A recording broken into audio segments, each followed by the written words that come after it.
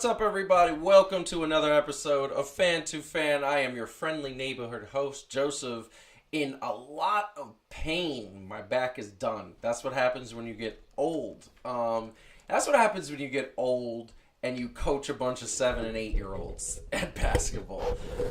And that's, by the way, I still did very well. I was very proud of myself for that. So I am here despite the fact that I am in pain because next week we will not be doing a show. We're going to take a week off and have some traveling to do. But that being said, I wanted to do the show to be with all of you, to have a good time and talk some sports. And before we get into the topics, hit the like button, subscribe to the channel, and make sure that you are watching and participating and sharing with a friend. Follow us at Fan2Fan on Twitter, Instagram, and Facebook.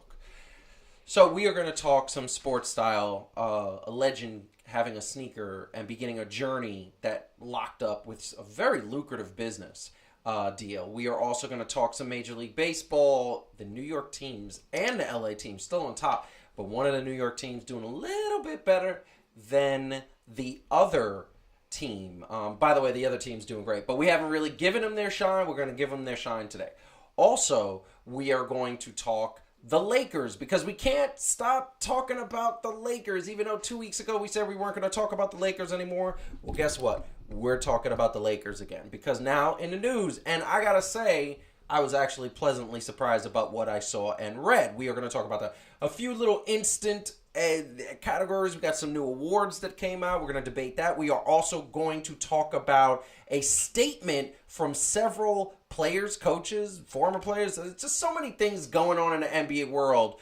But first, we are going to talk about the NBA playoffs. So before we go into the NBA playoffs, let me bring in my co-hosts on the triple shot, because that is just the best way to do it. Go to, hi Calvin, how you doing? And let me just go, you waved first, so you know. I did. That works. How you doing? I'm good. Are you having back pain? I think I'm always having some kind of pain. But as I realized earlier, I surprised myself with a new life quote, which is, if in life you can't last for 7 minutes, then you are in deep doo-doo. That's right. That's amazing. I love it. And Heidi in the studio as usual. How you doing? Nice little beautiful shot there. I'm good. I think Calvin needs to elaborate on what exactly 7 minutes he's referring to, because I know what everyone's probably thinking he's referring to, but you meant more just like, if you can't keep it together. Well, yeah, wait a second. Yes, hold on. I'm in so much pain, I didn't even notice that you said that. What are you talking about? Hold on. Hey, we are a family-friendly show here on Fan2Fan. Aren't you the one that constantly says, "What the hell?" It is not what y'all nasties probably think. It is in relation to work and things of importance, okay? All right. I was telling one of my clients that if you can't last 7 minutes doing any task, then you are going to have a difficult go of things in life. Yeah. But it can probably apply to many things. All right. Just leave it at that. I think you should be able to put up with about 7 minutes of just about anything. That makes sense. So Heidi, how are you doing? I'm good. We have had a busy week. It's been very super busy, super productive. And for those that don't know, me and Heidi both work full-time jobs. And I will tell you right now, is doing the show is increasingly difficult. Obviously, this is the second week in a row. We've had to do it on a Thursday.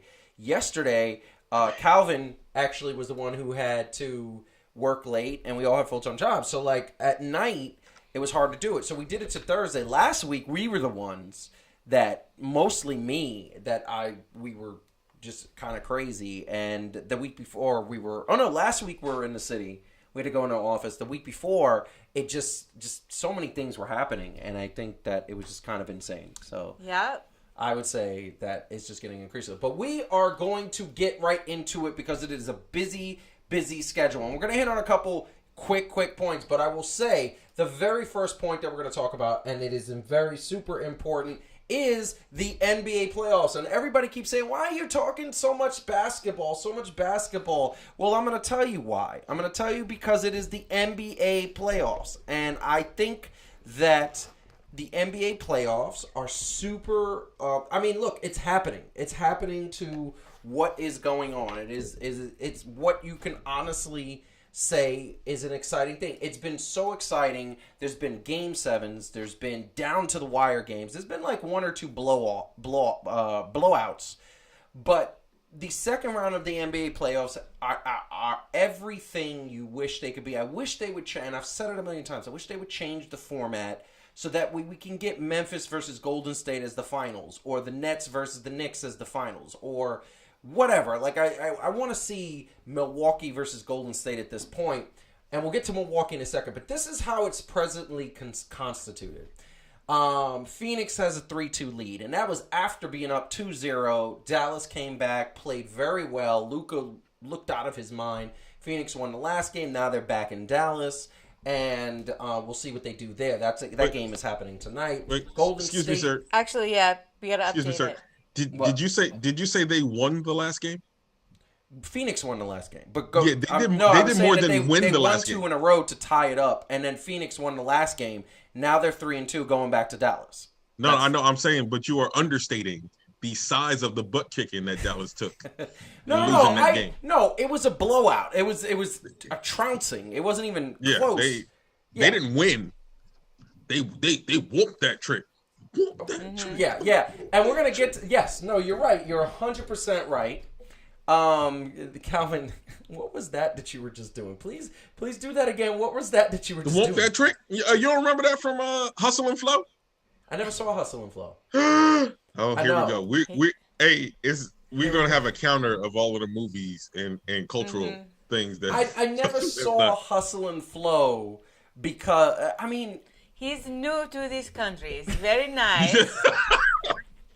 And I did see Borat. That was great. I haven't seen part 2, but it is. Look, I had a lot of movies I ever seen. We got into that last week. Let's not get into that again. But hold on. So then we have Golden State and Memphis, which I think is the finals. Like, this looks so amazing. It was 3-1, and then Memphis won the last game, and wasn't even close. That was another butt whooping. I saw that game, and Memphis and without Ja Morant, and I'm gonna tell you right now, I don't know what Golden State is doing. I don't know whether they want to wrap this up on their home floor, and that's the reason why they just tanked it. But they were making plays, and the plays were ridiculous. No, they were all real upset. There's no universe where they did this on purpose. And by the way, that is disgusting. It was Draymond Green tried a pass where he literally tried to pass it between 3 Memphis Grizzly players. 3, not 1, not 2, 3, and Steph, he was trying to pass it to Steph, and Steph wasn't even, like, going to where the ball was. Like, I was like, what is going on? Like, are you guys drunk or hungover or something? Because, like, I don't see why you're saying. Then we go to Miami. Actually, honey, just update. Miami clinched their spot in the conference playoffs. They beautiful. beat Philly, beautiful. But 90, I think it was 99-90. And that's what James Harden gets for being a spoiled brat, and that's what he gets for being out of shape, and that's what he gets for not doing the things he did. And I'm giving him stuff, and I'm going to elaborate in a little bit, just to say that I don't think that, despite the fact Philadelphia won 2 games, I don't think that Philadelphia was ever in it. I think the 2 games they won were pure luck, were flukes, and Miami looked like the better team. They were more athletic, they were better defensively. The one game that I saw where Philadelphia won, Miami could not make a shot. They were taking wide open shots, and it just wasn't falling. So, rightfully so, Miami and Calvin, as you've pointed out many times, Miami is 2 years removed from being in the finals. So it's not like this is a scrub team. And they're looking good. They're looking really good. I want to give kudos to Milwaukee and what they are doing and what is happening with this Milwaukee teams. They're letting people know they are the reigning, defending, undisputed heavyweight champion of the world,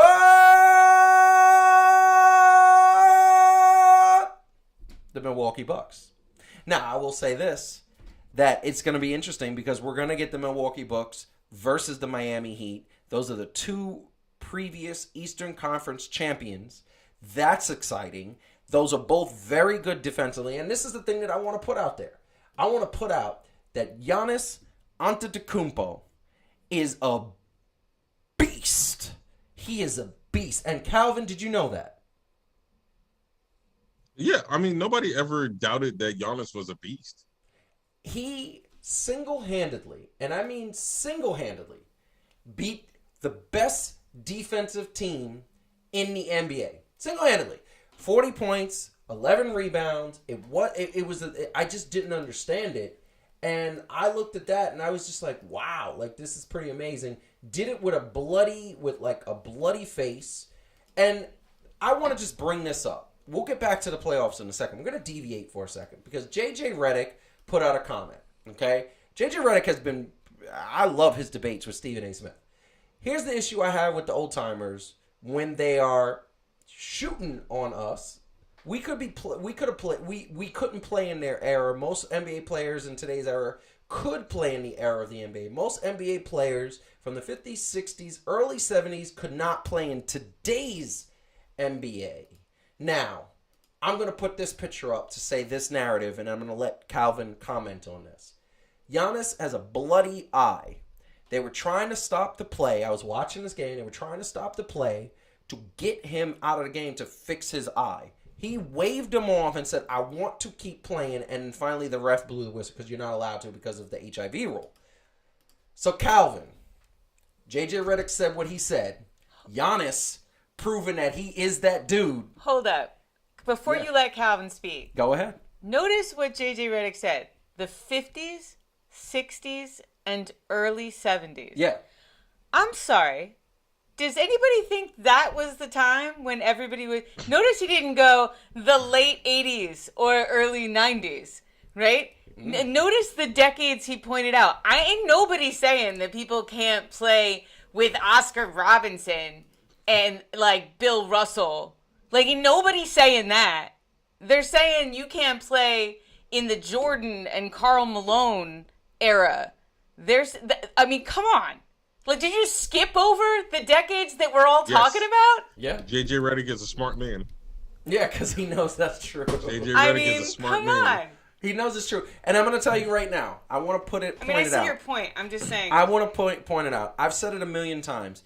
Bill Russell's 11 championships, while they are championships, it was at a time when the competition was lesser. Which is different. It was people didn't know how to play this game of basketball. They were still shooting free throws underhanded, and they were still bouncing the ball like bouncing like high up. They weren't trying to do anything fancy. The NBA really took off, as we saw, and we will address later, in the winning time, late 70s, early 80s, and then obviously globally in the late 80s, early 90s. And the best era of basketball was the mid to late 90s. And that was just unfortunately dominated by the Chicago Bulls. But it was just so I'm sorry, amazing. Calvin, now you can, I'm sorry. Calvin. I just had to point that out because I was like, you bugger, man. Yeah, he was slick. Calvin, what do you think about that? Now, this is what I will say. So every argument has people who are extreme one way or another, right? Right. I respected people like Charles Barkley, believe it or not, right? Because when you listen to him, and I don't necessarily mean when they're on the air in TNT, but if you listen to any of Charles Barkley's interviews, when they ask him about, right, like could the players hang and all that other stuff, he's honest. There are certain players now that could probably play in the era before, right? Early 2000s, late absolutely. 90s, late 90s, late 80s. I think the thing is, nobody's going to doubt that the talent, for example, James Harden, right, would probably be, like, honestly, a piece on, like, one of those teams that was winning in that era. The problem is, because he has extended talent, because of the player empowerment and everybody just trying to get their own, no offense, but for him, his ceiling seems to be the second round as the guy, right? And so to me, this is why majority of the people playing now are talented enough to play in any era, yes. But there's something about the difference in the mentality and the physicality part that when you bring that into basketball, half these cats wouldn't make it. And that's my stance. No. They wouldn't thrive. Like they could play. Like, but they wouldn't be great, you know. Like let's be real. Honestly, like if we talk about talent, and they were like, oh, hey, you could choose to have James Harden versus and replace him with somebody on right our Knicks squad, the ones that we was diehard for, right? Mm-hmm.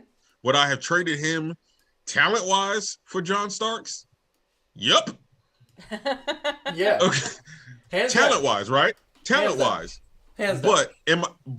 Does he have has he ever shown as much real heart, honestly? You know what I'm saying? To like go in there and bang it out and have this like, I don't care who you are, I'm bringing it to you each and every night.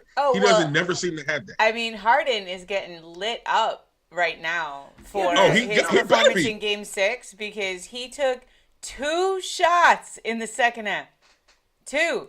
Yeah. Joel Embiid is out there playing with a torn ligament in his thumb and like a terrifying orbital mask because he's like got a like face fracture, and like and he Mr. got a Chicken Wings took 2 shots because that's how like everyone was like, he doesn't even look like he's trying.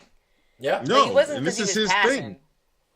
Yeah, and this seems to be his legacy. Sorry, Joe. And that's the point that I just kind of go crazy with, because at the end of the day, you know, like I think about it and I say to myself, okay, so you know what it takes to get over the hump. You're not doing it. Like, he showed up out of shape this year, then said, oh, it's not me, it's Kyrie. He doesn't know how to play with his teammate. I need to go to Philly. Went to Philly, bumped out of the second round. He never looked good in the playoffs except for one game. That's one game where he looked like James Harden. So at what point does James Harden say, yo, this isn't anybody else, it's me. It's me. I'm the problem. I'm not showing up at my best self. Is he going to come in 25 pounds overweight now for this offseason? Because it's a long offseason. It's May. He's not playing. He's not reporting to preseason and training camp until almost September. Excuse me, until almost October.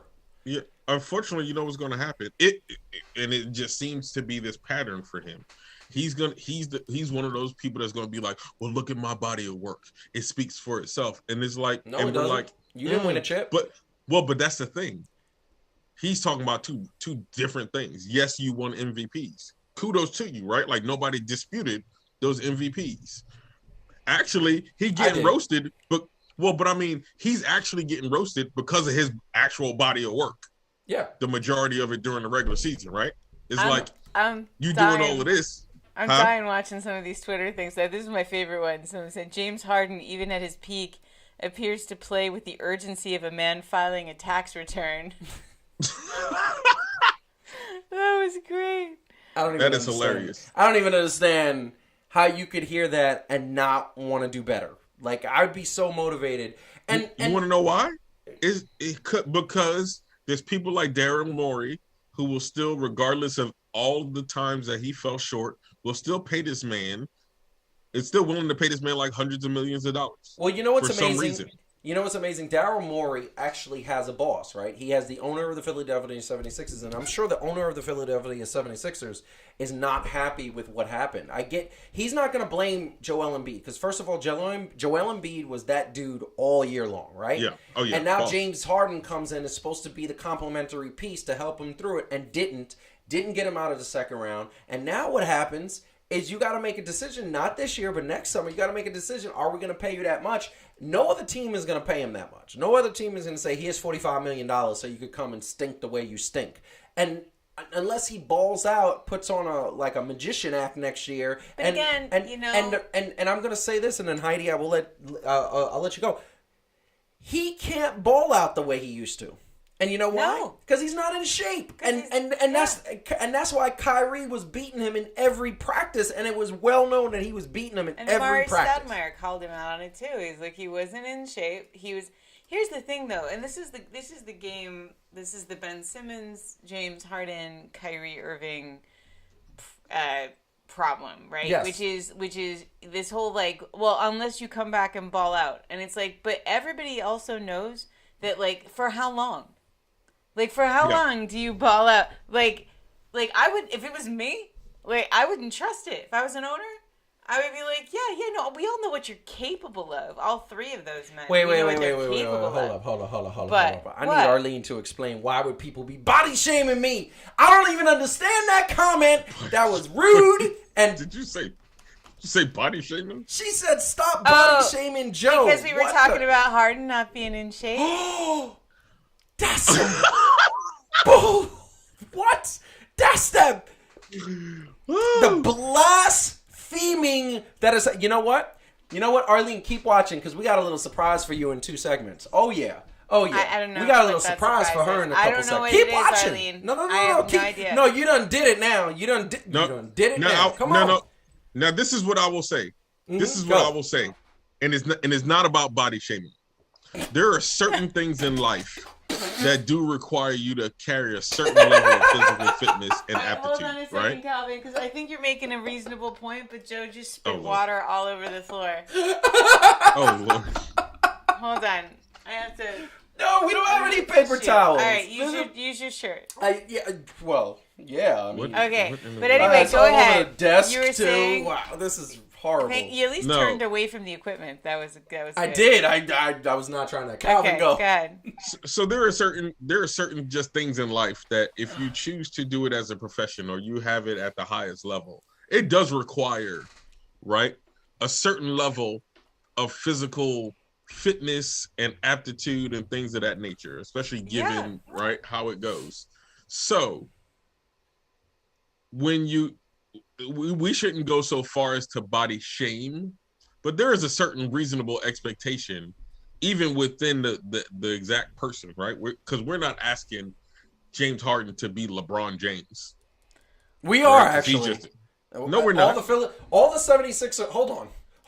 All the 76er fans, all the Nets fans, and all the Houston Rockets fans were looking for him to be LeBron James and more.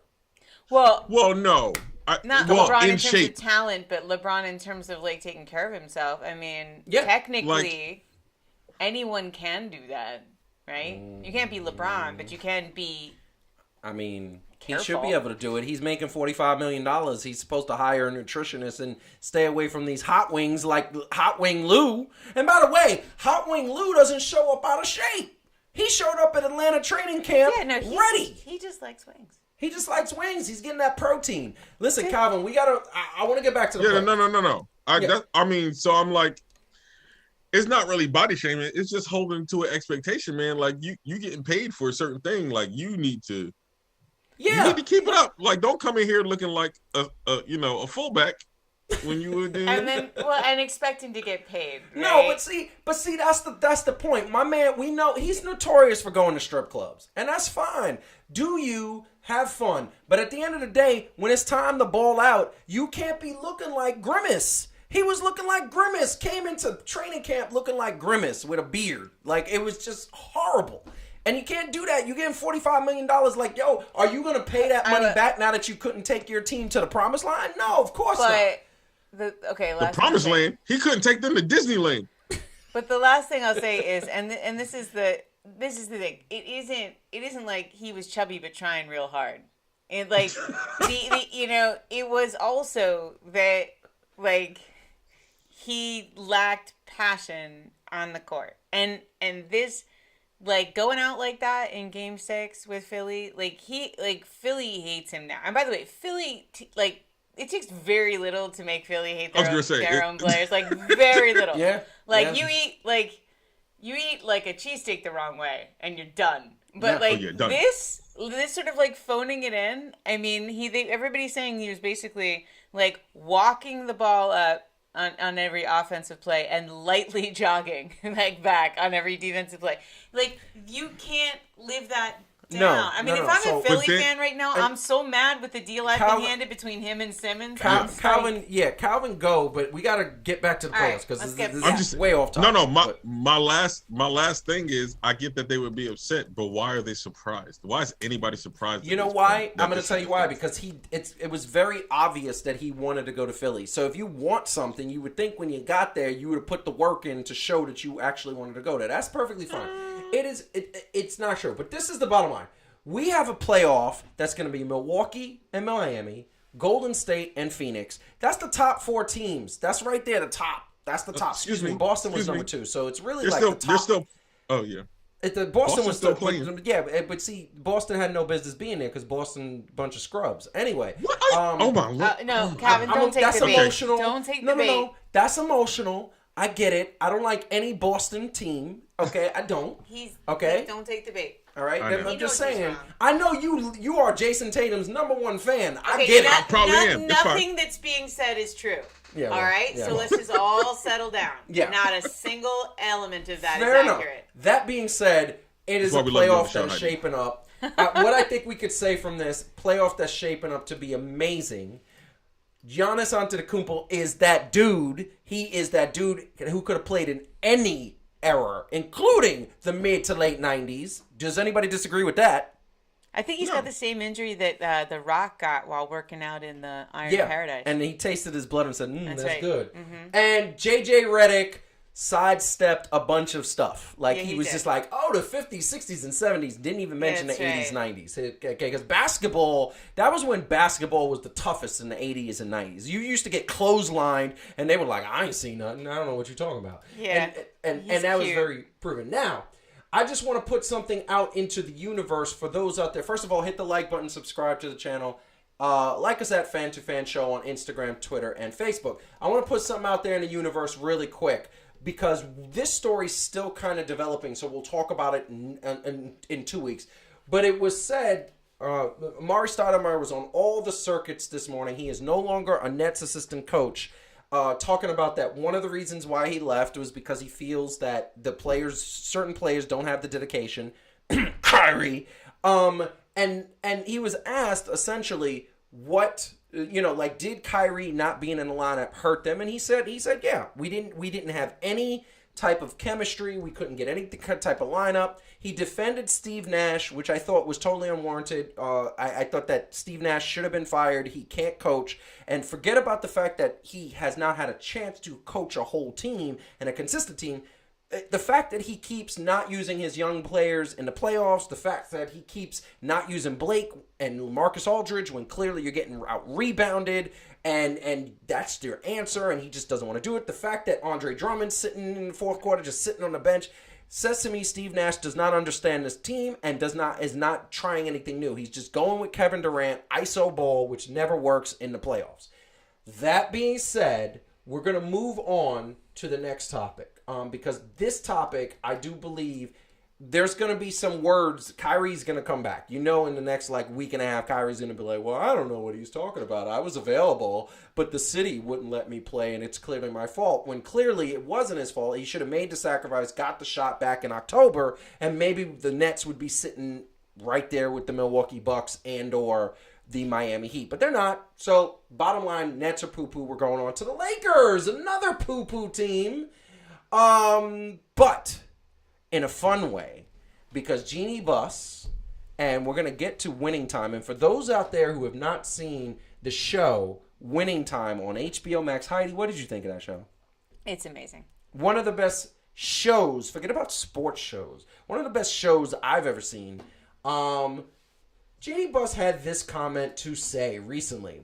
I'm growing impatient just because we had the 4th highest payroll in the league. When you spend that type of money on the luxury tax, you expect to go deep in the playoffs. So yeah, it was gut-wrenching for me to go out on a limb like that and get the results that we're looking for. I'm not happy. I'm not satisfied.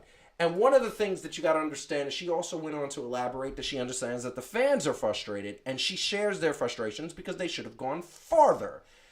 What does she do at this point? She decided to enlist her ex-husband advice, who believes Phil Jackson which should never be talked about when it comes to basketball operation. Coaching, absolutely. Get his advice all day, every day. When it comes to basketball operations, absolutely not. That man needs to stop giving advice, because his advice was to trade LeBron James and build a team around Russell Westbrook. Now, so many things wrong with that statement on so many levels. I get something comfortable. She decided to get advice from a guy who clearly knows basketball, doesn't know how to run a team, and I think there's difference. She was looking for answers because Rob Pelinka clearly doesn't know basketball and doesn't know how to run the Lakers, and we see what we're engaged here. So, here's the bottom line, and I want to put this out there. Calvin, Heidi, yes. Jeanie Buss says that. First of all, how much do we love Jeanie Buss? Because I do feel she's taking responsibility for the fact they put this poo-poo team on the floor and it's spending all this money and got nothing to show for. How much do we love Jeanie Buss? Almost as much as we love the Jerry West from Winning Time, who is seriously He's one a of national the greatest treasure. characters of all time. Yeah, amazing. No, I mean, you have to call it, I mean, like, the Buss family is not shy about saying what they think, and you know, she did what she had to do during the season, but I'm happy to see her get angry. She should be angry. She should be furious. Should be furious. She's she's shown in the past. Last time she got mad, last time I checked, she cleaned house and the Lakers came back and won a title. So you know, she's capable of. I think she is. You know, we always say like about like presidential candidates that you like hope they'll put smart people around them. Yeah. I think that she's the kind of person who listens to a lot of people. She's very inclusive. She wants to hear what people have to say, but when they stop giving her good advice, she goes and looks for it somewhere else. And that makes sense. And this is the thing that I want to say, and Calvin, I'm gonna pose this to you. Jeanie Buss, she's been around the basketball since the 70s. She understands the woman is a smart woman. She put this team on the court. This was the expectations, as Arlene said, the expectations were to get a championship. She stood next to their 2019 championship, posed with the new players at the beginning of the thing. Marcus is killing me right now, although I love all those teams, but I'm not allowed to say that I am a certain thing of those teams, so I'm just going to stop right there. But that being said, the expectations were that to get that championship, that they believed they had the pieces essential. These were the new additions in the offseason at the beginning of the year. It didn't happen. And, you know, essentially, I think she's just not happy with this, and rightfully so. For those out there who don't know, Jeanie Buss is a very, very formidable figure, daughter of the late, great Dr. Buss, depicted in the Winning Time. We're not getting promo like money from them. No, we're not getting promos. It's just really that good. Anybody who has not watched Winning Time, even if you're not a basketball fan, the production value, amazing. Acting, amazing. The storylines, amazing. All of the people that were depicted in there, the fact that they came out and said, none of it's true. No, it was true. Loose, and there were some exaggerations, obviously, but the fact that they're saying that's not true, it just shows that it's old white guys and a few old black guys that are just like, oh, I'm going to keep my image and I want to make sure I'm great, and they didn't do that. You do need to actually take a second to see the amount of fairly hilarious shade you're getting in the chat. I'm not looking, because all I see wow. Uh-huh. You know what it is? Marcus be hating. It's just hating. It's just hating. It's just pure haterade of my greatness. So, okay. That being said, it's the greatness. Yeah. Okay. That being said, Calvin, you are Jeanie Buss. Are you listening to Phil Jackson, or are you saying, nah, we got to get rid of Russ? What's going on? I want to hear your thoughts. I'm gonna give y'all the we on YouTube and not on HBO version of my answer. By saying this, if this was wrestling, it would be like the WWE going against AEW, going against New Japan, going against Ring of Honor, going against Impact, right? And they was like, yo, in order to get this done, we about to have this match to see who's the champion of champions.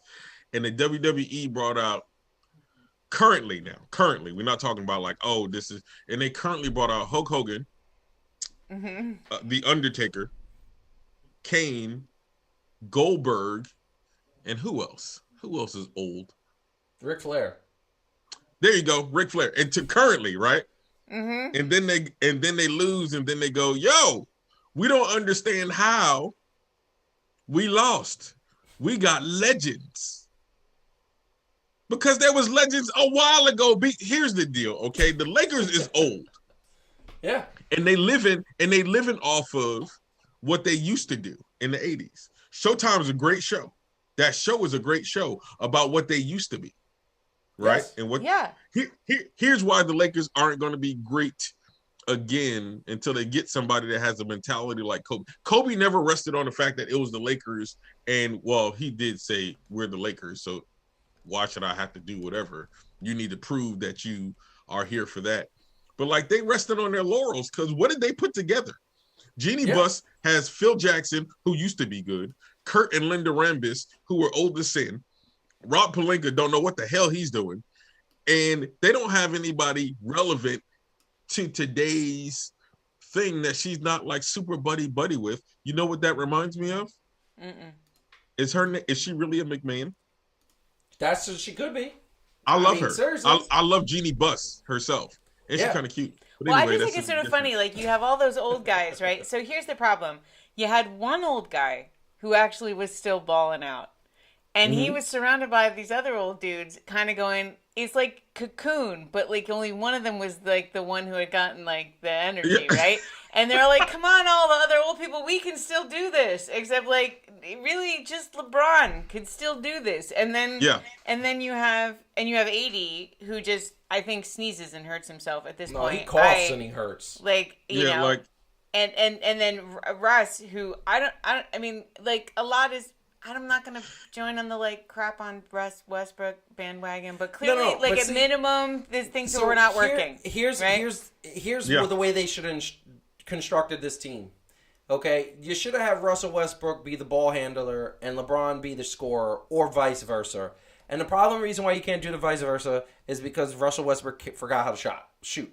He can't shoot anymore. And he makes horrible decisions though. He makes horrible decisions. And the thing I was to just say really quick is that LeBron James, you're doing this man a disservice. The problem is none of his old teams want him. They certainly don't want to trade for him. He's complicated. He's complicated because you know what happens with LeBron James? LeBron James, he steps on the court, and what does he immediately expect? He expects to win a championship. His expectations are championship or bust because that's what he has established for himself. So when you step on, if you were to put him on a young Minnesota team or a young Utah Jazz team or a young Denver Nuggets team or any of these teams that are young up-and-coming teams, these young dudes can't handle those expectations because they are not there yet. And he got with Russell Westbrook, who's never really sniffed the finals except one time in his life, AD, who can't stay on the court, and a bunch of dudes that don't know what it takes to get to the promised land, including Carmelo Anthony, who only made it to the Western Conference Finals once. So that's not experience. The problem is LeBron James's expectations are too high. So here's the bottom line. I see what Phil Jackson is saying. Surprise, surprise, right? I never thought I would say that. I see what Phil Jackson is saying. I get what his the problem is you can't build a team around Russell Westbrook. I mean, I don't understand that logic. But that's Phil Jackson and his Zen moments. They're never going to unload LeBron unless LeBron wants to go. No. And to Gregory's point, Russ doesn't fit on this team. And to Calvin's point, Russ doesn't fit on this team. So they're going to trade Russell Westbrook. And that is the bottom line. And they're going to stay with LeBron James. I think Jeanie Buss heard that and said, now I know why I divorced you. And just kept it moving. I think that's what was the case. But I just want to put out there, kudos to Jeanie Buss for taking a little bit of responsibility for this. And, she took it with the multiple times. And yes. She said, every decision is my decision at the end of the day. Yeah. And she's right. And that's right. And that's what her father said. I love people like that. Now, I'm going to switch topics because we are going to get into the award ceremony. This is the last bit of awards for the NBA. The Coach of the Year, was given out. It was Monty Williams, the Phoenix Suns. That is all right by me. That is all right by me. Any problems with that, Calvin? No, not at all. Not at all. Not any problems with me. I think not only is he a nice dude, but his team has been balling out all year, consistently. And when their two star players went down at various times at different points, they still were ahead of the league. And the only person to me, the two people that deserved mention were the Memphis Grizzlies coach, I forgot his name, and Eric Spoelstra, because what he's done with Miami has been phenomenal, especially with all the beef, inner turmoil they've had. Now, the other winner was Nikola Jokic, the Joker, won back-to-back MVPs, and I want to put something in perspective. So first of all, he is the 5th center to win back-to-back MVPs, joining Kareem Abdul-Jabbar, joining Bill Russell, and a few others. Okay? He also is something that the last 4 years, we had 2 international players. It was Giannis, him, and him. Now, I want to put something out there on social media, and this is why social media annoys me, and this is why people on social media annoy me, and this is why people in basketball groups in social media annoy me. Oh, I don't know. Joel Embiid should have won this. He got robbed. Let me explain something to you. Let me explain something about basketball to anybody watching this live or anybody watching this on a replay. The best player wins the award. And Nikola Jokic literally did something that no basketball player in the history of the NBA should have ever did. The points he put up, 2,000. The rebounds he put up, 1,000. And the assists he put up, 500. No other basketball player has done that. They've put up 2,000 points. They've put up over 1,000 rebounds. They put up over rebounds. But the fact of the matter is they never done it. Joel Embiid was good. Joel Embiid was definitely in the mention of conversation. But this is the thing I'm putting. I'm leaving Calvin and Heidi up there because I want them to react as I say this. Joel Embiid, did he not have help? Everybody always has help. No. Last time I checked, Jokic did it by himself. Where was Jamal Murray the whole year? Injured. Where was Michael Porter Jr.? 15 games into the season, injured. And who else? Calvin, can you name one player? You were in Denver for a long time. I'm sure you pay attention to the Denver Nuggets. Name one player that was helping Jokic out this year. One. Oh well, I gotta say Aaron Gordon, but because he's on the team. True, right? Was he consistent? I mean, no, by any means, he wasn't like the same Aaron Gordon that he used to be with Orlando. Yes. No, I mean, now, if you compared squads, yeah, Philly overall had a better squad this whole year. Yes. And you know why? They had Tobias Harris. They had the youngster. They had eventually James Harden or a former shell of himself. Thibault, right? Thibault, and they had Danny Green. They had all these players. Joel Embiid played very well. And I'm going to show you how close this was. Jokic got 65 first place votes. Joel Embiid got 26. Antetokounmpo got 9. Nobody else got sniffed a first place vote. Okay, which is rightfully so. Those are the top 3. I think it should have been a little bit closer. But here's the bottom line. I'm going to say it again, and I'm going to repeat this. Nobody can... The numbers that Jokic put up this year, nobody in the history of basketball has done. We're not talking about average. We're talking about total amount of points, rebounds, and assists. Nobody has done that combination ever. Why are we not giving him the MVP outright? Who wants to answer that? Well, he did get it. No. What I mean, why are we not... Why is this even an argument? Why is social media... Why can't you just let the man have the award? I mean, I can tell you why it's an argument without agreeing with why it's an argument. So just don't release the Kraken on me as I state this. The logic goes, okay.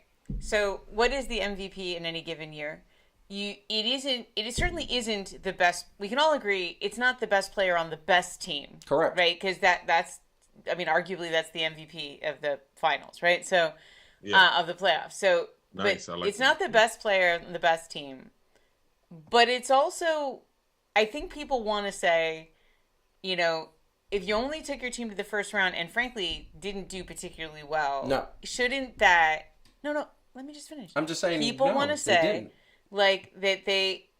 Does that get factored in, right? Because I think, look, the 69 or however many it was people who gave him first, 65, said the thing that matters is the stats.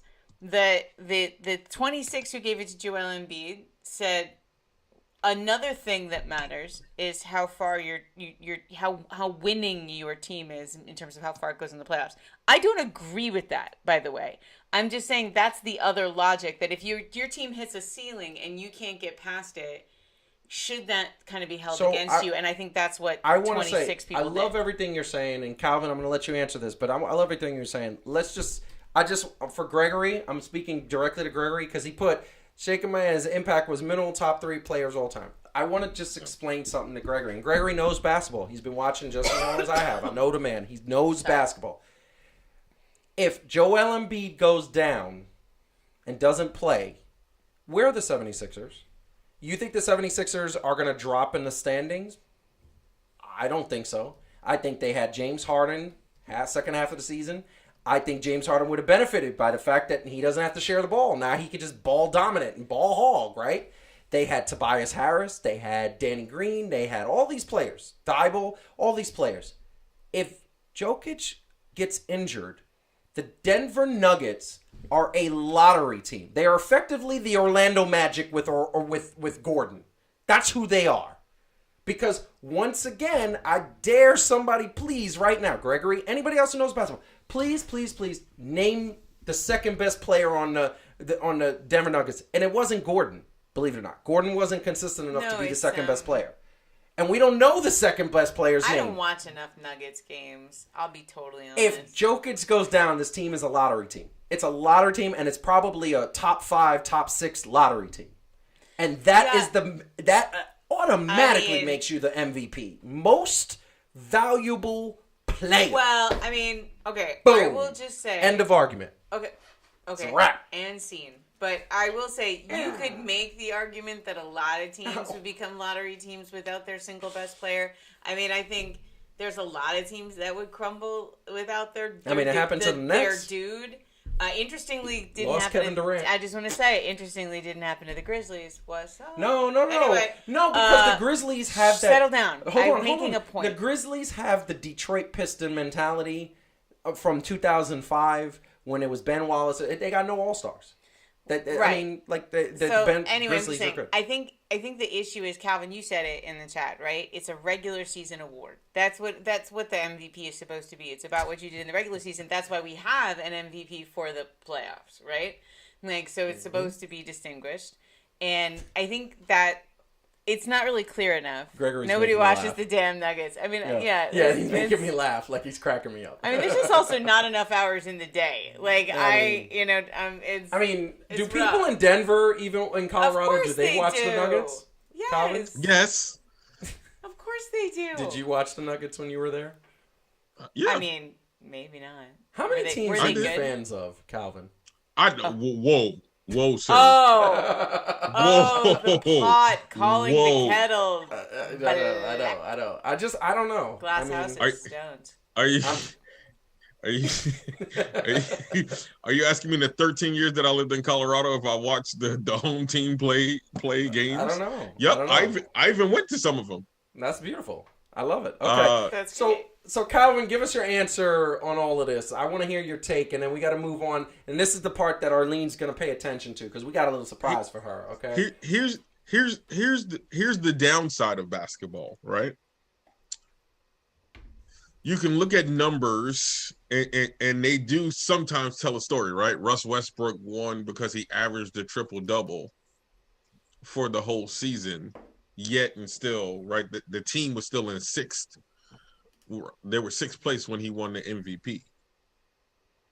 The problem is when you don't see the people putting up the numbers and you don't actually see the impact that they have on these games and winning and all this other stuff, you can just try to compare the numbers straight out and go, yo, well, my man had better stats and that was the deal. Nobody really had better stats overall, right? Embiid had more points per game than Joker, right? By almost like, what was it, 6 points more per game or something like that. But Joker's, because he still did that with what, eight assists a game. So like, not only was his points, 8 assists a game. It was about 8 points. Not only was his points there, and he's rebounded, but those 8+ assists per game meant that he was getting his teammates involved and getting them to execute and impact them on winning. That's my point. That's my point. Do you think Giannis wins those 2 MVPs back-to-back if he didn't have good assist numbers? Giannis makes his teammates better. LeBron makes his teammates better. Joel Embiid, while he makes his teammates better from he's being double-teamed and people are wide open spectator. And by the way, Joel Embiid can pass. I'm not saying he can't pass. Here is the bottom line. Jokic does what LeBron does what Giannis does. Jokic is like a modern day, he's like a center Magic Johnson. I've seen that man pass, and I'm like, ooh, you just one-handed right there, not looking. I'm like, okay. Joel Embiid doesn't have that game. While he's not a bad passer at all, especially for a center, Joel Embiid does not have that, doesn't have the thing. But we got to get going to the next topic. Hit the like button, subscribe to the channel, and I do not annoy people. Do I annoy people? No. On the show? Do I annoy people? I think you all annoy each other. No, I'm just trying to find the right way to say it. You all annoy each other. Ah, yeah, that's good. No, I like that. No, that was good. But we are getting to the next topic, the second to last topic. And I want to tell you right now, we're going to talk some baseball. And I want to just reiterate that right at this moment, the New York Mets, Milwaukee Brewers, and the Los Angeles Dodgers, 29. Mets are doing very well. The Mets are doing very well. Very well. But I'm going to tell you right now, because we're getting a little sassy, who's the best record in baseball? Who's the best record? Oh, wait a second. It's what Heidi's wearing. Bang it. Boom! Not the Mets, because the Mets decided to be stupid and lose some games. That's me being petty. I love the Mets. I love the Mets, but the Yankees got the best record in baseball because they are just winning and winning and winning. And you know what the Yankees are doing? The Yankees are hitting. The Yankees are getting on base. The Yankees are stealing base. The Yankees are playing defense. The Yankees are doing their thing. And by the way, the Yankees don't have Gary Sanchez behind the plate, so that means their pitchers are pitching because they got a catcher that knows how to call games and knows how to really understand who's coming what. Right now, the Yankees are the best team in baseball. The Mets are right behind them, and I am very happy about that. But the Yankees, and I repeat, the Yankees are the best team in baseball. Arlene, I just want to say, I genuinely don't think that he created this segment with the intention to come at it with that kind of like energy until you kind of said he was chubby. No, she said no. Wait, whoa. And this made him very angry. Well, she insinuated that you were being body shamed. Babe, she did not tell me I was chubby. She said I was fat. She said I was morbidly obese. She really did not. That's what she said. That's what I heard. She said we were talking about body shaming, and she thought it was you. And you can take from that what you want. Petty. But I'm just saying, I think that he literally was just going to have a nice segment talking about how isn't it really nice that the Yankees are also doing well. So she called me fat. And then it became this thing. You know what it means? She called me fat and then said that automatically, like, not only did she call me fat, she says I eat chicken wings at strip clubs. That was what I heard. I mean, you heard a lot. Sentence. I mean, you heard a lot of things that she didn't technically. You read between the lines a lot. I read a lot of things between the lines. She called me fat. I have been working out nonstop. I'm trying to get this tire out of here, and babe. How much work have I put in? You're working so hard. I've been putting in work. I will just say to all of our Mets fans listening, Joseph is not actually delighting in the Yankees being better than the Mets. I actually want. I told you I want the Mets to win the next 7 World Championships. Just trying to mess with Arlene right now. That's all it is. But the Yankees right now are number one. Number one. The Mets right now are number 2, number 3. Mets right now are number 3.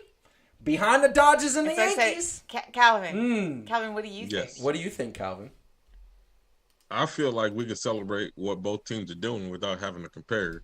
But I felt that way too until somebody called me fat. Yeah, it changed everything. It changed everything. Listen, listen. I'm gonna say this. I'm gonna get back. I'm gonna get back. I'm gonna get back to me. I'm gonna get back to myself. And I'm going to say that I am very happy that New York baseball is back. New York baseball, we are 30 games into the season, and New York baseball does not look like they're slowing down at all. The Mets look great. The Mets look like they know how to win baseball games. The Dodgers, who are just kind of like normally doing what they're doing, the Dodgers, Brooklyn Dodgers, I still root for them. They have a place in my heart for history and what they did with Jackie Robinson. I root for them. But I'm going to tell you right now, the Yankees surprised me because I said 2 weeks ago, I don't know if I believe the Yankees. I was very skeptical because every year all these players trying to hit the ball at the park. Stanton looking like an all-star. Judge looking like an all-star. Gleyber Torres looking like an all-star. DJ LeMahieu looking like an all-star. Garrett Cole almost pitching shutouts every game. I mean, oh my God. Wow. She keeps going. You see that, right? You see that, right? What'd you do? You see that? See, this is some BS. Speaketh the... It's not the beard. And now she's beard shaming. The shame and... Calvin? Heidi, you know what? Y'all talk. I'll talk. Y'all talk. I'm just sit and sip. I'm going to sip. It's, the... I wish this was something stronger. It's just seltzer water. Baseball is definitely not a marathon. It is a trot to get to the damn, she killing him. Anyway, sorry, I shouldn't have looked at the chat. No, I mean it's one of those you start here, and we both could be saying that. And right now, yes, the Yankees are doing better than the Mets, but that's also got to be sustainable, right? I mean, it's awfully close. Look, yeah. I'm happy. It's very close. I'm actually happy for once that both New York teams is actually doing the damn thing. Subway World Series, let's go. And that it looks like they're playing the game the right way. That's the thing, right? Look, when they stop playing the game the right way, that's when we get pissed. I want to say and give kudos. So there's a couple things I want to notice, and there's something that I really want to put. So first of all, I'm going to highlight the Mets. The Mets right now have a 6.5 game lead over the NL East. And who's number 2? The fluke Atlanta Braves. Because they were a fluke. Clearly, this team is not good. Because they would be keeping pace with the Mets. And let's give credit to the Cincinnati Reds. Apparently, some of them watched the show because now they've won 4 in a row. They were 3-22. Now they've won 4 in a row. They're 7-24. But yes, that we did that. We did that. That was all us. I appreciate that. And I just want to say, and Arlene, you are absolutely right. The pitching has been on point. That is 100% true. I just want to say that the Dodgers are sustainable. The San Diego Padres, sustainable. San Francisco, look at that NL West. The competition is ridiculous. And it's scary. Doesn't it make you feel a little guilty? Like because it's so, the competition is so good in that division. Yeah. And I almost feel bad, because it's like really more than one of those teams should be advancing because they're just better than everybody else. That was the proposed, and this was the proposed negotiations in the, Calvin, are you okay? Your head keeps tilting. I'm just like... Yeah, I'm watching it also on the screen that keeps on tilting, so that's my bad. No. I be looking like I'm tilting, but I'm trying to look at the... one of the things that's starting this year, and this is the really cool part, is that the playoff it's reinvented. So now we're gonna, I believe, what they agreed on is 8 teams from the AL, 8 teams from the NL. Mm-hmm. And what is awesome about that is that you're gonna get, now you can get, I mean, based on this, if the playoffs were to start today, which I think is interesting, you'd get the Mets, the Milwaukee Brewers, the LA Dodgers, you would get the San Diego Padres, you would get the San Francisco Giants, and you'd get the St. Louis Cardinals. As well as, I feel like, and Arizona Diamondbacks would get in, and that would be it. But I think that's really awesome that more teams are able to get in. I think they revamped the playoffs, which is going to be exciting. Now, going to the American League, I just want to put it out there that once again, and I hate it. I can't stand it. I can't stand it so much. Once again, the Houston Astros. What is it going to take for this team to suck? Like, can we please, can these teams be more motivated to beat this team? Every single year they're in it, and they're in the ALCS, and it's because they're well coached. Dusty Baker is one of the best coaches in the history of baseball. Here's the thing. Here's the thing, though, Joe. Real quick, it's just like what I was saying. It's in line with what I was saying about Harden. He's not getting dragged for being trash in general, right? Houston's gotten dragged more, not just for the cheating. But it was like, what the hell was the point? You didn't need to do it. You were actually a really decent team. Mm-hmm. You know what I mean? It's the unnecessariness of the cheating and the extra that they went about doing it when they're a good when you're already a good team. Like, you had no reason to cheat like that. So Calvin, there's this is a true story, but Robert Klein used to tell the story because it was funny. It's like, so Nixon's vice president, Spiro Agnew, got removed from office for accepting bribes. And the bribe he accepted was for $3,000. And everybody said, like, you'd almost seem like less of a bum if you took more. Right. Because, like, it's like, really? Like, you risked your vice presidency for $3,000, even in $70s dollars. Like, that was still not an impressive sum. No, that right? was barely a car. And it's that same kind of idea, though. It's like, wait a minute. Like, you guys didn't even have to do this. No. And you did, like, what is wrong with you? I just don't understand it. It's bothering me. But I will give kudos to Minnesota. Minnesota's winning games. Houston is winning games. But Anaheim, Los Angeles, right now, the Anaheim Angels, Los Angeles Angels, they are doing their jam. They are Ohtani, Mike Trout. They got pitchers that I don't know their names, but all I know is that they are pitching very well. Actually, I think the Los Angeles Angels have the third or fourth best team ERA in the league in MLB baseball. And this is the thing. It's just, I need the Angels. I've never rooted for the Angels harder. They just need to overtake the Houston Astros. This team should have been suspended from baseball for 1 year. And I know why they didn't do it, because then that would have cost money. That's a lot of money for Major League Baseball. I get that, but they cheated, and it was clear that they cheated, and they never really said they were sorry. They never tried to make up for it. They just kind of said, oh, give us your penalties and blah, blah, blah, blah, blah. That being said, that is baseball on the hindsight. And really quick, Chicago's starting to look a little bit better, too.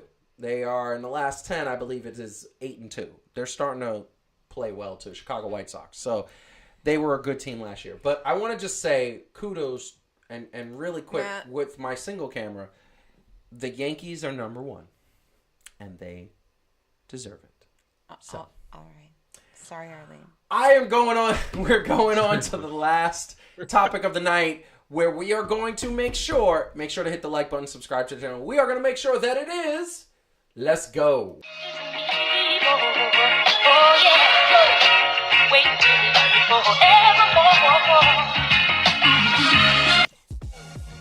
So, sports style is here, and it's a nice little sports style. There was a marriage, and rest in peace to Kobe Bean Bryant. He used to be with Adidas. Like, Kobe Bryant's sneakers with Adidas were some of the best sneakers in the history of basketball. It's widely known and legendary. Well, I believe it was right before he passed, tragically. He signed a deal with Nike, and they finally brought out the very first Mamba Nike sneaker, which is dope, and it's coming out. And the problem is, it is the Kobe 6 Mambacita Sweet 16 sneaker, and I want to tell you, you can't. It's already been, so it is, all the ones that are coming out have been sold out. It is pre-ordered 725,000 pairs back ordered. They're going to be filling this sneakers for the next, 10 years. Like, everybody's going to try to get this sneaker. And the resellers, Marcus, I'm sure, is going to get his hands on 1 or 2 of these. And if you get a size 12, bro, I need size 12 because you need to make that happen. Yeah, like me and Calvin, both. Can you do the signal? Can we do the signal so he can hook us up? What's the signal? Yeah, like right here. So, you know, that is essentially the Kobe Bryant sneaker. What do we think about the sneaker? That's what. It's fire. I love it. It's it looks like it's. I mean, it actually looks really cool from behind. I'm actually looking at it. It looks really cool from behind. That's what she said. There we go. I thought we were a classy show. Like, I don't understand. There's always time for that's what she said. That is I true. will say, I'm seeing one on sale on eBay for a mere $750. That's it. Really? Really? But I love the texture. It's really cool. And I love the black and white. Yeah. I want to say. And it says Kobe and Gigi on the back. That's so cool. It says Kobe and Gigi on the back. It's like, once again, I never cried for a celebrity passing away. And when he passed away, I teared up because I was like, this man was a great man. And like I said, it hurt me so much that his daughter passed away. Because she was, I'll say it again, and I'll say it for the rest of my life. That woman was going to take the NBA by storm. WNBA. She was going to be the Michael Jordan of the WNBA. I saw it. She had the skill. So now this sneaker, like I said, it's fire. Calvin, what you think? I actually like the fact that it kind of looks like a golf ball. Yeah. As a shoe. Wait, it's a cool texture. The texture. The texture. Oh, yes. Hold on, I'm gonna zoom in on that because I like that. Ooh, you are so right. But like, no, I like the design, the black and white. Look, you want to know what the funny thing is? This morning, as I was surveying my wardrobe, because yes, I survey my wardrobe. I was just realizing I didn't really have enough black and white. Really? In my repertoire. Well, you know what? Maybe Marcus will gift us 2 sneakers. Oh, please, sir. Could we have some? Please, Marcus.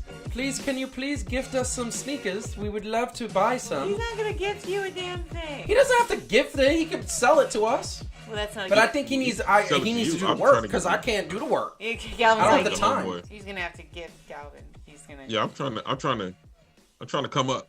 Well, here's the thing. He likes you. He doesn't like me, so he's never gonna give me a sneaker.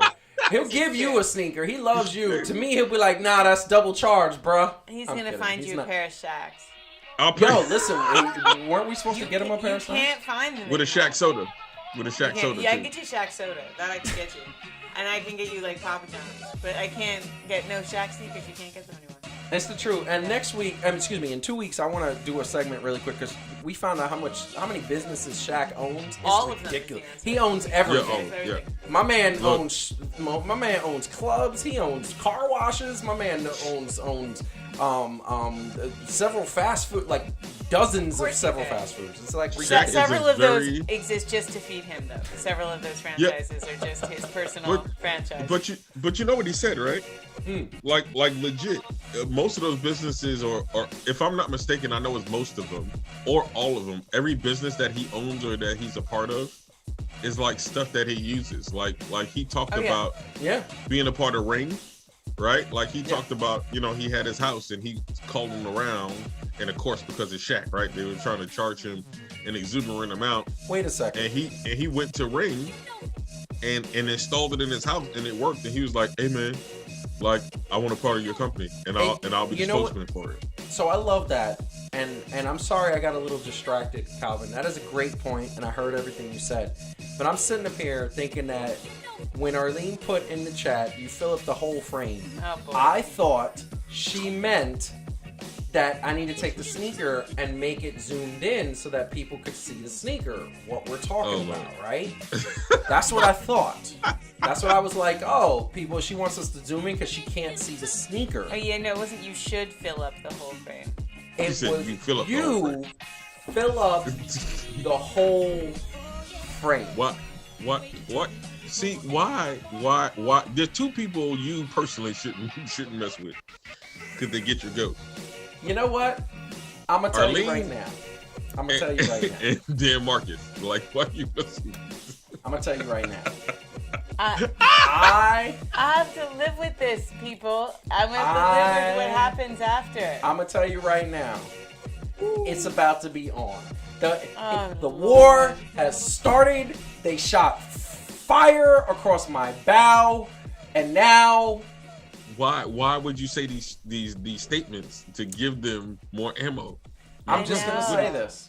Next show, I'm gonna wear a certain T-shirt that is gonna be right for Marcus. It's gonna be a wet T-shirt.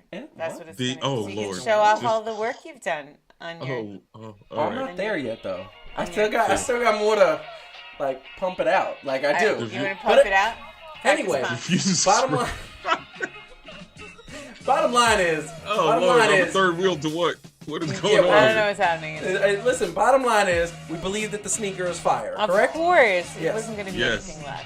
I love it. No, this is fire, and I need that. Wasn't going to be any dirty Bayou Zion shoe, dirty water shoe.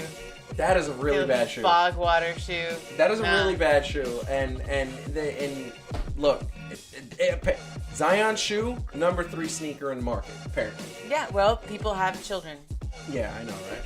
You know, Steph Curry's is number 1. Yes. Well, cause people have 7-year-old children. It's true.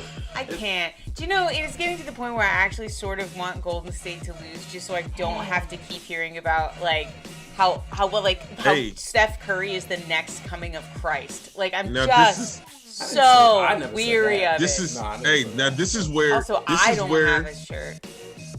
This is where he got First smart. of all, this is a Klay Thompson shirt. This is not a Steph Curry shirt. So you watch your potty mouth. I'm just saying. This is where he got smart. Oh, that's what it is. He got the Klay Thompson starter kit. I got the Klay Thompson because my favorite player is Klay Thompson. Steph Curry is good, and I respect that man. We can tell by the facial hair. You know what? Y'all be hating on my beard because you can't grow beards. But I feel your pain. I feel your pain. Fine. Look, it's fine. No, I feel your pain. I feel your pain. I get it. It is what it is. I can't grow a beard. It's fine. It's fine. I can't grow a beard. My joints don't connect. I love your beard. My joints don't connect. It is what it is. I'm gonna tell you right now. See, you gonna be. I can't. I don't want to know if I can announce this, but you know what it is in July for you, Calvin. Oh, okay. Yeah. Oh, bet. Yeah. Bet that. Because you know what we're gonna do? You know what we're gonna do right now for Fan2Fan. Oh, Lord. This is what we're gonna do. 1-on-1, me and you on the basketball court outside. And I'm gonna show them. I'm not going easy. Okay. And I'm gonna show. And then I'm gonna make sure. By that point, I'm gonna take my shirt off and I'm gonna play with my shirt off. You take your shirt off, Calvin. You got a nice physique. You play. I'm gonna take my shirt off and I'm gonna let everybody know that this is not fat. That's taking up the frame. It's a 6-pack and it's muscles and yes. Okay. So that means in July, Heidi will be hosting a show by herself, and we'll be remote from the hospital where me and Joe will be. I will be at the bar. Trying to play some damn basketball. Trying to just drink while you do this dumb stuff. We're gonna play. Hold on. We gotta end sports style. Yeah, Let's please. go. I'm sorry.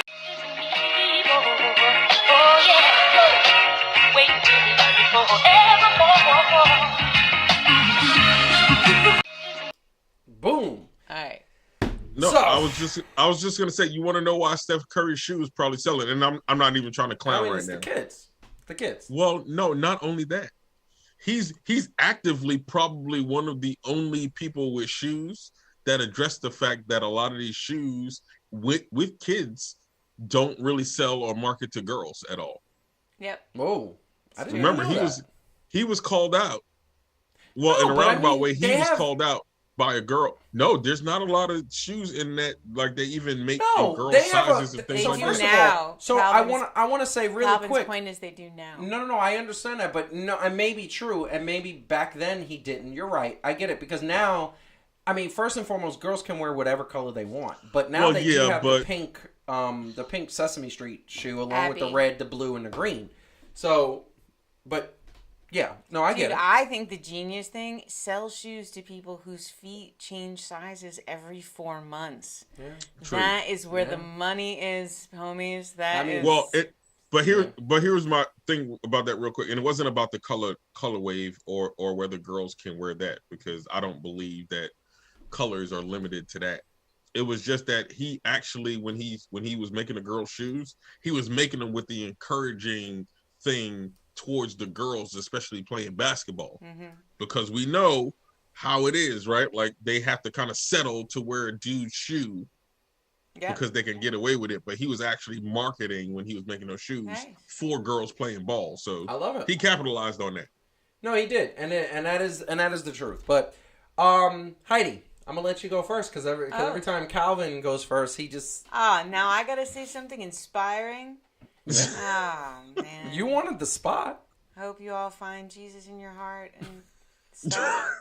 All right. I don't remember actually saying I wanted the spot. You said you hate that Calvin goes first. You did say goodbyes. That's why I was always known. I was an Irish Exeter. If it was up to me, it was up to me. The camera would just cut back to me, and I wouldn't be here. And you'd be like, "Where'd she go?" And then that is my preferred exit from any room. That's so rude. But Puerto thank Ricans you all don't for do tuning that. in. Yeah, but well, the Irish do. Thank you guys for tuning in. And we'll miss you next week. Not really. Yep. I'm going to really enjoy just having... I needed a break so bad from everything, so I'm super excited. And then I will come back refreshed. Tanned, too. And hopefully a little tan. And looking forward to seeing everybody in a couple weeks. Calvin. So it's along the lines of that. And you know, I'm just this dude, right? I'm not trying to take the shine. But I will say, I do hope that people learn to really have this mindset of self-care, right? And not just as an afterthought because you're already burnt out. You know, me and Heidi were talking before, and it's not to, but it's just we all have things in life, right? Like, and we understand that people struggle. So, like, we hope that this show is really something that can help people, you know what I mean, just get their mind off the everyday stress. But we are still going to advocate as people that y'all need to take care of yourselves, whether that's physically, mentally, emotionally, like all of it. We're not saying either or, we're saying all of it. Take care of yourselves, do yourselves right, so we can enjoy this thing. We can keep on doing Fan2Fan, heating receipts, all these other things that we're doing. Nice. So I want to say yay for self-care indeed. The one thing I want to say, and then I'm going to do sign off, is that I want to specify that self-care needs to be sometimes what you don't necessarily want to do to self-care. And for me, is giving up salt, sugar, those things, because not for nothing, the companies that sell you Sunny Delight, that sell you like cake, and that's how they get you. That's how they get you, because they're not really caring that you live to be 50 instead of 80. They're caring that, like, while you're living to 50, they're getting all your money. So it's self-care sometimes is doing the things you necessarily don't want to do. So I'm putting it out there. Anyway, we are going to take a week off next week, as I said earlier in the show. We are looking forward to some much deserved recharging, because we are burned. I'm burned out, and I do this show, and it's so much fun, and it exhilarates me. But the minute we turn off the camera, I'm like, I die. Now, it's the truth. I want to say thank you to everybody who watched. Thank you everybody who's watching on the replay. Once again, hit the like button, subscribe to the channel, and subscribe to us on Twitter, Instagram, and Facebook at Fan2Fan Show. I want to say one thing else also. We all picked the Golden State Warriors. Our picks are very much alive. Very much alive. So, interested in watching that. If you don't like basketball, get into basketball. I will say this also. Adam, if you're watching. Marcus, if you're watching. You know what? Arlene, I know you're watching. Y'all might want to join the Fantasy Basketball League in September. It's going to happen. Just putting that out there.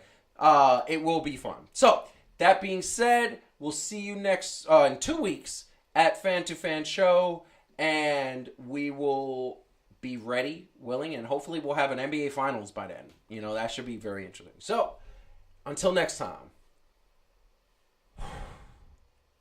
I'm looking for it. I can't find it. I found it. Peace!